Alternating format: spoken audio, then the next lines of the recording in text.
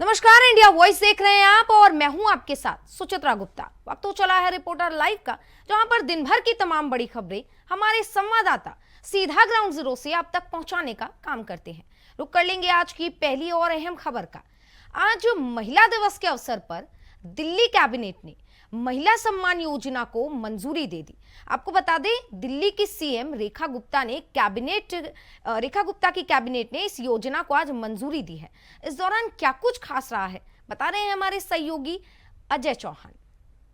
दोस्तों, मैं आपके साथ अजय चौहान और आप देख रहे हैं इंडिया वॉइस। बता दें कि महिला दिवस के शुभ अवसर पर देशवासियों को पहले महिला दिवस की हार्दिक शुभकामनाएं दी गई। वहीं बता दें कि दिल्ली की सीएम रेखा गुप्ता ने एक अहम बैठक बुलाई, जिसमें कैबिनेट को लेकर के सभी मंत्री वहाँ मौजूद थे और उनके जो अधिकारी थे वहाँ भी मौजूद थे। वहीं जेपी नड्डा भी मौजूद थे। बता दें कि कैबिनेट में जो महिला समृद्धि योजना जो 2500 रुपए उनके खाते में जाने थे, उसको आज मंजूरी मिल गई है। बता दें कि बहुत ही जल्दी जेपी नड्डा इस पोर्टल को भी लॉन्च करेंगे, जिसमें महिला को 2500 रुपए दिए जाएंगे। यानी कि कहीं ना कहीं जिस तरह से बीजेपी ने वादा किया था कि हर महिला को 2500 रुपए मिलेंगे, उसको लेकर के आज एक कैबिनेट में बैठक बुलाई गई, जिसको पूरी तरीके से मंजूरी दे दी गई। अब देखना ही होगा कि कब तक इन महिलाओं के खाते में 2500 रुपए आएंगे। दिल्ली से अजय चौहान, इंडिया वॉइस। तो वहीं कौशाम्बी में आतंकी लाजर मसीह की गिरफ्तारी के बाद से सुरक्षा एजेंसियों ने जांच का दायरा बढ़ा दिया है। इस पूरे मामले में और कौन कौन शामिल है और क्या कुछ खुलासे हुए हैं, विस्तार से बता रहे हैं हमारे सहयोगी मोहम्मद आसिफ। आतंकी लाजर मसीह की गिरफ्तारी के बाद चौंकाने वाला खुलासा हुआ है। आतंकी लाजर मसीह का पाकिस्तान, जर्मनी के साथ साथ ऑस्ट्रेलिया से भी संपर्क था। सुरक्षा एजेंसियां अब लाजर मसीह के मोबाइल को फॉरेंसिक लैब भेजेंगी। साथ ही साथ यह भी खुलासा हुआ है कि लाजर मसीह का यूपी में तगड़ा नेटवर्क बन गया था। इस पर एसटीएफ और सुरक्षा एजेंसी लखनऊ, कानपुर समेत कई शहरों में ताबड़तोड़ छापेमारी भी कर रही है। दरअसल यूपी एसटीएफ और पंजाब की पुलिस ने कौशाम्बी जिले से बब्बर खालसा इंटरनेशनल आतंकी लाजर मसीह को अवैध असलहों के साथ गिरफ्तार किया था। डीजीपी प्रशांत कुमार ने बताया था कि इस आतंकी ने अपने सहयोगियों के साथ महाकुंभ में आतंकी साजिश की घटना को अंजाम देने की योजना बनाई थी। साथ ही साथ लाजर मसीह का कनेक्शन यूपी के कई शहरों में भी था। इसके अलावा लाजर मसीह पाकिस्तान, जर्मनी के साथ साथ ऑस्ट्रेलिया के संदिग्ध आतंकियों के संपर्क में भी था। योगी इसरार के साथ आसिफ बेग, इंडिया वॉइस। तो देखा आपने कि कैसे आतंकी की गिरफ्तारी के बाद अब सुरक्षा एजेंसियां अलर्ट हो गई हैं और लगातार इस मामले में जांच कर रही हैं। रुक कर लेंगे अगली खबर की ओर। खबर अलीगढ़ से है, जहां अलीगढ़ मुस्लिम विश्वविद्यालय के एनआरसी हॉल में होली मिलन समारोह कार्यक्रम की अनुमति को लेकर एक नया फैसला लिया गया। क्या है यह फैसला और किस आधार पर यह फैसला लिया गया है, विस्तार से जानकारी दे रहे हैं हमारे सहयोगी शाहनवाज। चल रहे विवाद के बाद आज अलीगढ़ मुस्लिम विश्वविद्यालय के द्वारा होली मिलन समारोह और होली खेलने की छात्रों को अनुमति दे दी गई है। आपको बता दें कि बीते कई दिनों से लगातार अलीगढ़ मुस्लिम विश्वविद्यालय में होली मिलन समारोह को लेकर छात्रों के द्वारा मांग की जा रही थी कि उनको अनुमति दी जाए, लेकिन कहीं ना कहीं अलीगढ़ मुस्लिम विश्वविद्यालय के एडमिनिस्ट्रेशन ने इस मामले में अनुमति नहीं दी गई थी, जिसके उपरांत छात्र अखिल कौशल के द्वारा एक लेटर अलीगढ़ मुस्लिम विश्वविद्यालय के प्रशासन को लिखा गया था और उसमें उसकी मांग की थी कि अलीगढ़ मुस्लिम विश्वविद्यालय के हिंदू छात्रों को होली मिलन समारोह की अनुमति दी जाए और कहीं ना कहीं एक होली खेलने का उनको विशेष स्थान दिया जाए, जिसके उपरांत अलीगढ़ मुस्लिम विश्वविद्यालय के एडमिनिस्ट्रेशन ने परमिशन देने से इनकार कर दिया था। इस इनकार के बाद कई हिंदू संगठन और राजनेताओं ने इसमें हस्तक्षेप कर होली मिलन समारोह और होली खेलने की अनुमति के लिए एमयू प्रशासन पर दबाव बनाया था, जिसमें अगर बात करें तो करणी सेना के राष्ट्रीय अध्यक्ष ज्ञानेंद्र चौहान के द्वारा एक डीएम को ज्ञापन सौंपा गया था, जिसमें उनकी मांग थी कि अलीगढ़ मुस्लिम विश्वविद्यालय किस तरीके का विद्यालय है जिसमें हिंदू छात्रों को होली खेलने की अनुमति नहीं दी जा रही, जबकि अलीगढ़ मुस्लिम विश्वविद्यालय में सारे त्योहारों की अनुमति दी जाती है, तो कहीं ना कहीं होली की अनुमति क्यों नहीं दी जा रही। अलीगढ़ से मोहम्मद शाहनवाज, इंडिया वॉइस। तो वहीं योगी राज में बुलडोजर एक्शन पर सपा प्रमुख अखिलेश यादव ने नाराजगी जताई है और सोशल मीडिया प्लेटफॉर्म एक्स पर पोस्ट कर योगी सरकार पर हमला बोला। क्या कुछ कहा है अखिलेश यादव ने, विस्तार से बता रहे हैं हमारे सहयोगी मोहम्मद आसिफ। लाजर मसीह की गिरफ्तारी के बाद चौंकाने वाला खुलासा हुआ है। आतंकी लाजर मसीह का पाकिस्तान, जर्मनी के साथ साथ ऑस्ट्रेलिया से भी संपर्क था।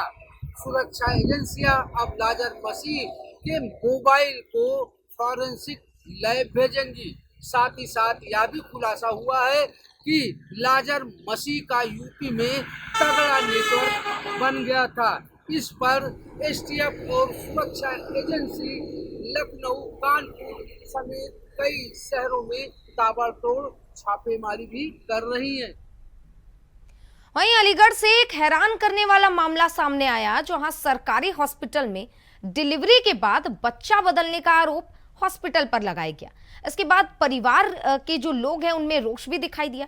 क्या कुछ है ये पूरा मामला, विस्तार से बता रहे हैं हमारे सहयोगी मोहम्मद शाहनवाज।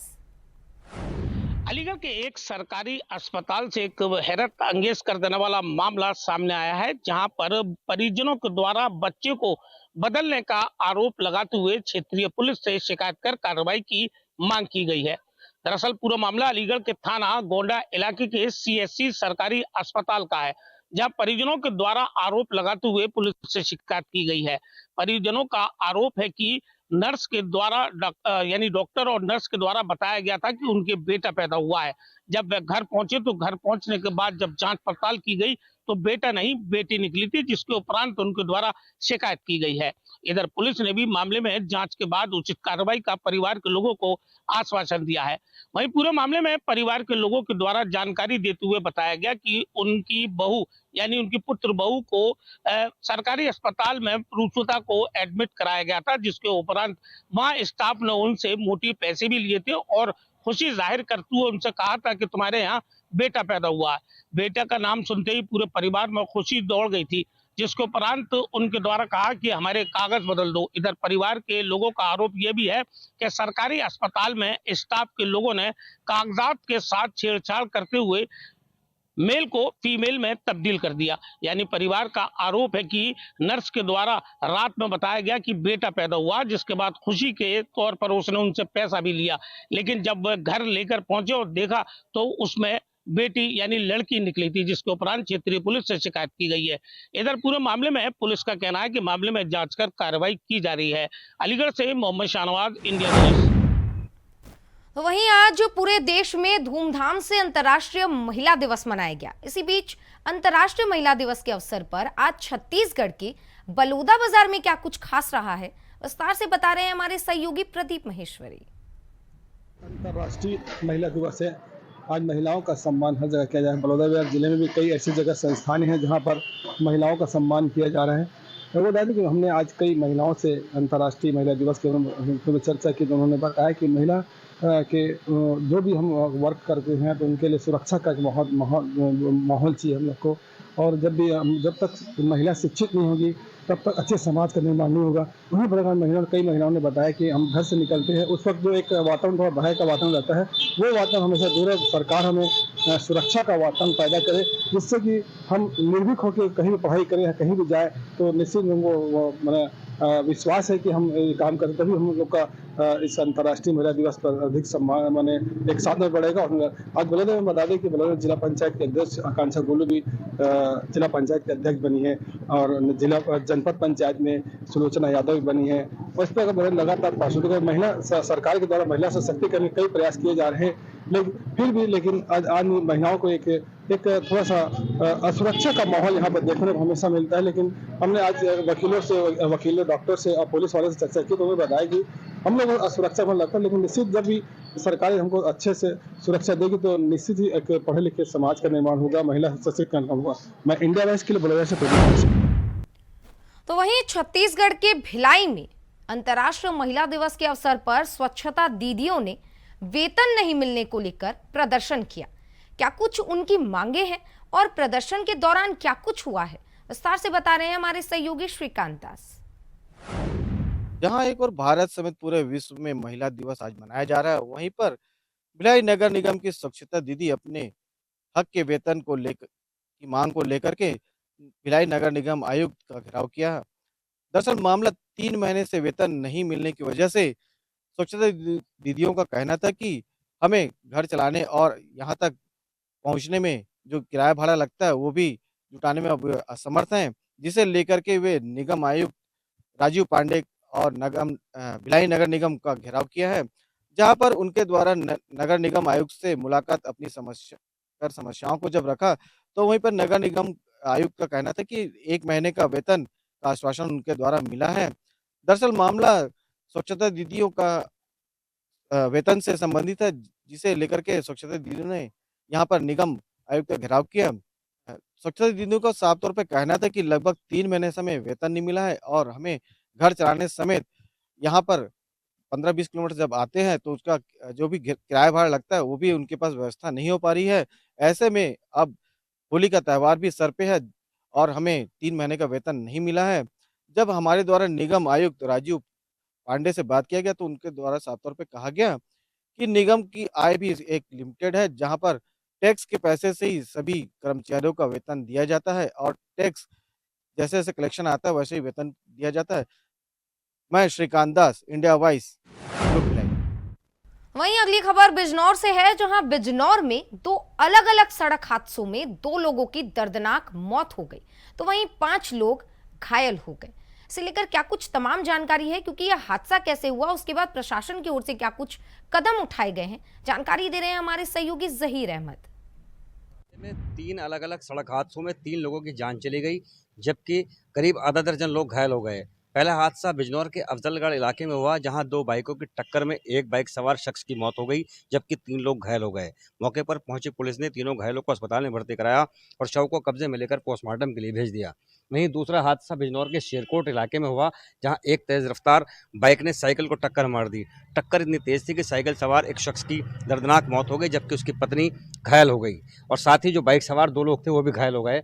वहां भी पुलिस ने मौके पर पहुंचकर सभी घायलों को अस्पताल में भर्ती कराया और शव को कब्जे में लेकर पोस्टमार्टम के लिए भेज दिया।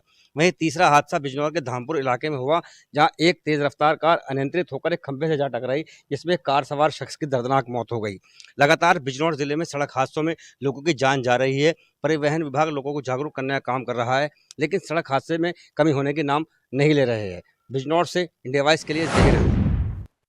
तो सड़क हादसों के खबरों के बीच इंडिया वॉइस आप सभी से अपील करता है कि यातायात के नियमों का आप सभी पालन करें और सुरक्षा के मद्देनजर सभी अपना ध्यान रखें। यहाँ वक्त चला एक छोटी सी ब्रेक का, जल्द वापस लौटते हैं। ब्रेक के बाद रिपोर्टर लाइव में एक बार फिर आप सभी का बहुत स्वागत। खबरों की ओर रुख करेंगे। कुशीनगर में अराजक तत्वों ने देवी देवताओं की मूर्तियां तोड़ दी हैं। जी हाँ, काली माता के मंदिर में ये तोड़फोड़ की गई, जिसके बाद से वहां के लोग काफी आक्रोशित नजर आए। क्या कुछ है, इस खबर पे पूरी जानकारी दे रहे हैं हमारे सहयोगी अनुराग तिवारी।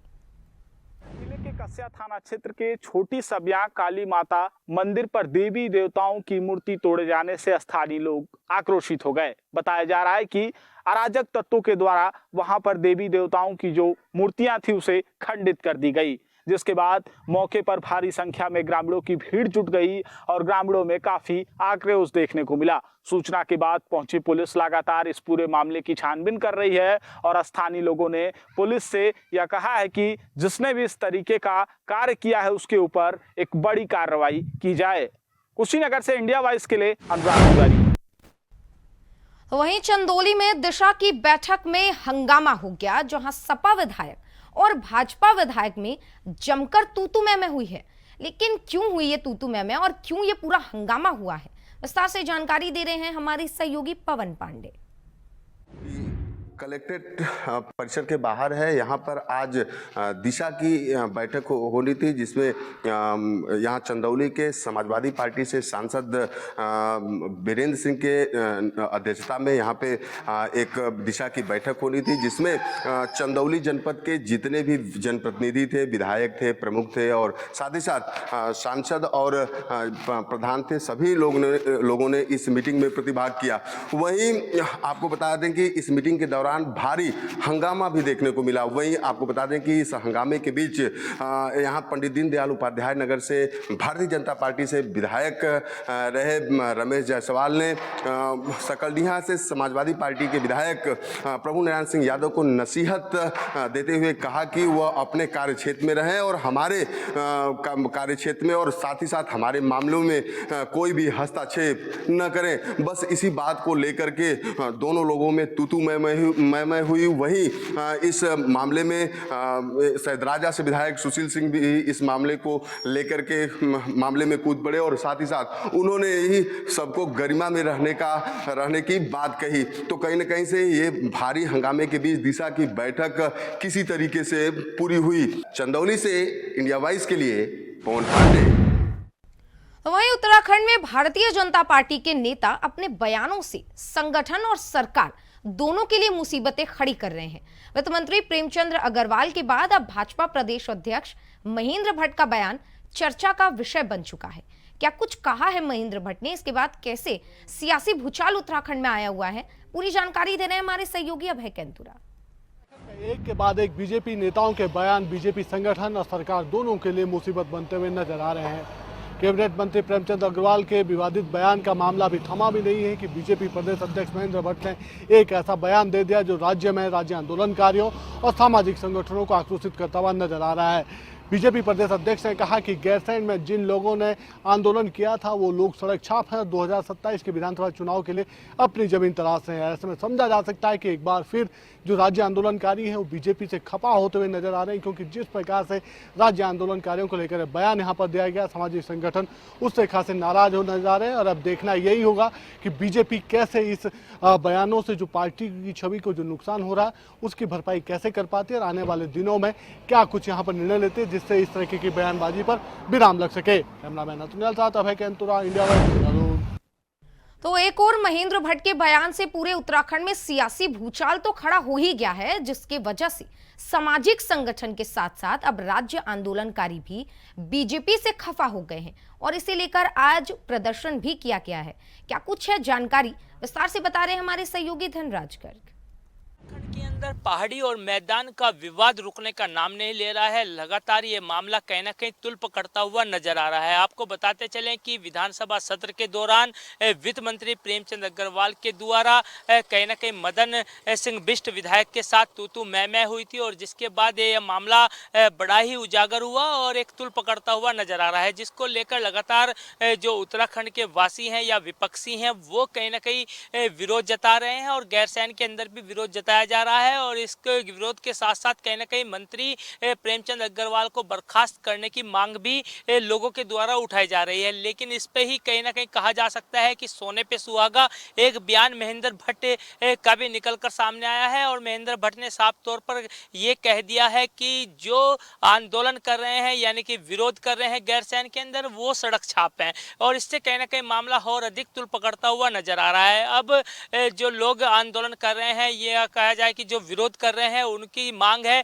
कि प्रेमचंद अग्रवाल मंत्री को और उसके साथ ही प्रदेश अध्यक्ष महेंद्र भट्ट को बर्खास्त किया जाए। लेकिन अब देखने वाली बात होगी कि क्या पार्टी इन दोनों नेताओं पर किस तरह की कार्रवाई करती है या नहीं करती है, क्योंकि लगातार जो मांग उठ रही है उत्तराखंड से कहीं ना कहीं बर्खास्तगी की मांग उठ रही है। लेकिन अब देखने वाली बात होगी कि पार्टी क्या इसको अनुशासनहीनता मानते हुए क्या इन दोनों लोगों पर कार्रवाई करती है या नहीं करती है, ये आने वाला वक्त बताएगा। लेकिन अभी कहा जाए कि जो विरोध है वो लगातार उत्तराखंड के अंदर जारी है। India voice Dhanraj Garg. तो देखा आपने कि कैसे बीजेपी के दो अहम नेताओं के बयान ने पूरे उत्तराखंड में सियासी भूचाल लाकर खड़ा कर दिया है। देखने की बात होगी कि कार्रवाई कैसे होती है। रुक करेंगे अगली खबर की ओर। कुशीनगर से यूपी बोर्ड परीक्षा में आंसर शीट गायब होने का मामला सामने आया। वहीं केंद्र व्यवस्थापक और संकलन केंद्र प्रभारी पर मुकदमा दर्ज कर लिया गया है। क्या है मामले पर पूरी खबर आपको बता दें, विस्तार से जानकारी दे रहे हैं हमारे सहयोगी अनुराग तिवारी। के सोहसा मठिया में स्थित जनता इंटर कॉलेज में बीते कल के दिन हाई स्कूल के अंग्रेजी का परीक्षा खत्म होने के बाद 2800 कापियों का बंडल गायब हो गया। यानी कि जो उत्तर पुस्तिका छात्रों ने लिखा था वह उत्तर पुस्तिका ही गायब हो गई। पूरे दिन उसे खोजने का काम चला और इसी के साथ जैसे ही इसकी जानकारी शिक्षा विभाग के बड़े आला अधिकारियों को लगी तो मौके पर वह भी पहुंच गए। भारी पुलिस बल की तैनाती में पूरे दिन खोजने का काम चला और वो ना मिलने के बाद सीसीटीवी फुटेज खंगाले गए और जिसके बाद केंद्र के व्यवस्थापक और प्रधानाचार्य पर अब एफआईआर भी इस पूरे मामले में दर्ज कर ली गई है। सवाल यह भी है कि जो उत्तर प्रदेश बोर्ड की परीक्षा कराने के लिए लगातार तमाम तरीके की व्यवस्थाएं की जाती हैं ताकि परीक्षा सकुशल संपन्न हो जाए, तो ऐसे में 2800 कॉपियों का उत्तर पुस्तिका बंडल आखिरकार कैसे गायब हो गया? क्या इसके पीछे कोई साजिश तो नहीं है? कुशीनगर से इंडिया वॉइस के लिए अनुराग तिवारी। अगली खबर मथुरा से है। मथुरा के बरसाना में विश्व प्रसिद्ध लठमार होली आज खेली गई। बरसाना के प्रमुख श्रीजी मंदिर में बड़े ही धूमधाम से कल यहां पर लड्डू होली हुई थी, वहीं आज लठमार होली खेली गई है। क्या कुछ रहा है इस दौरान खास, बता रहे हैं हमारे सहयोगी मोहम्मद फारूक।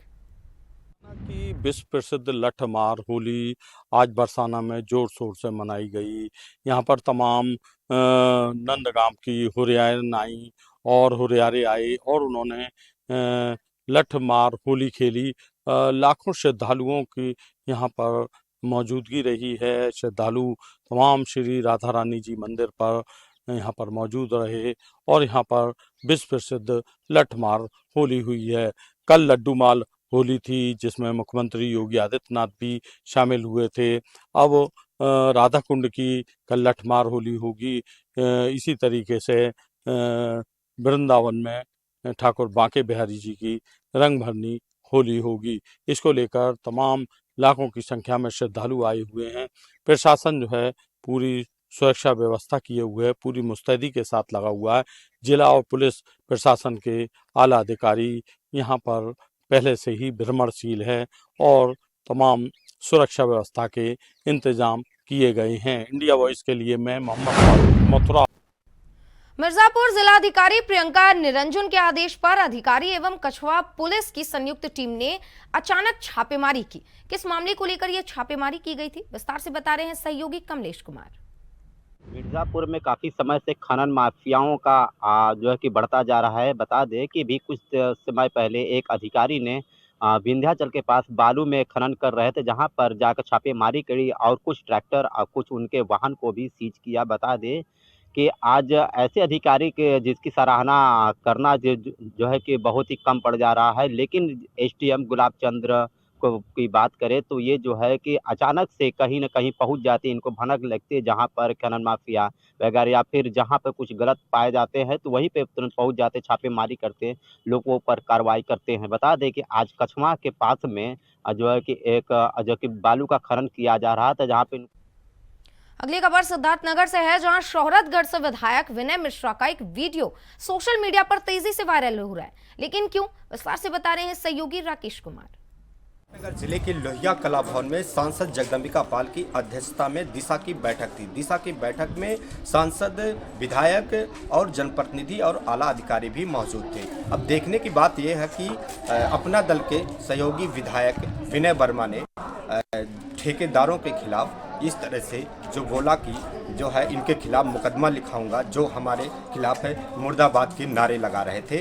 रेस्ट हाउस आखिर किसके उस पे दिया गया लेटर पे, ये कह रहे थे, वो अधिकारियों से पूछ रहे थे जो जिम्मेदार अधिकारी थे कि ये लेटर किसके द्वारा जारी किया गया, जो कि तो वहीं कुशीनगर में इंडिया वॉइस की खबर का एक बड़ा असर देखने को मिला। अवैध शराब के खिलाफ पुलिस ने कार्रवाई की है। क्या कुछ हुआ है, विस्तार से बता रहे हैं सहयोगी अनुराग तिवारी। कुशीनगर में इंडिया वॉइस की खबर का एक बार फिर से बड़ा असर देखने को मिला है, जहां हमने बीते दिनों लगातार यह खबर दिखाया था कि किस तरीके से यूपी के कुशीनगर से बिहार में कभी रेल मार्गों तो कभी सड़क मार्गों से अवैध शराब की तस्करी की जा रही है। वहीं खड्डा थाना क्षेत्र के बिहार बॉर्डर पर स्थित सालिकपुर पुलिस ने चेकिंग के दौरान एक लग्जरी वाहन को पकड़ लिया।